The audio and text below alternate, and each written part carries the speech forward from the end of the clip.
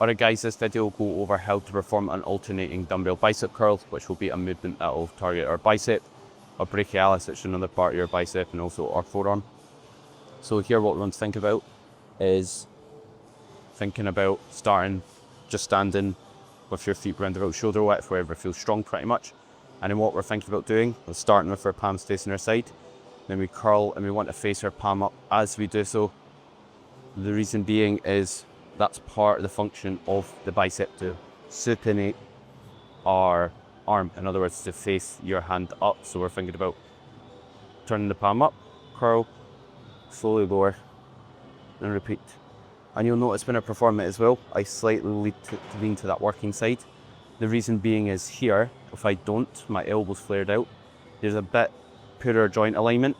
Joint alignment simply means there's going to be a bit more stress through that elbow joint. Your elbow's a hinge joint, so it only moves up and down. So leaning to the side will stop you putting stress to the hinges. Good way to think about it. It's like if you're pulling down on a car door, it doesn't move that direction, so it's not good for it. And then when we're performing this, what we want to think about is that up arm position. We want it relatively static. So we don't want to see a ton of movement here, and we don't want to initiate through having any sort of swing or see that elbow drift back. So we want the elbow in line and slightly in front of the body.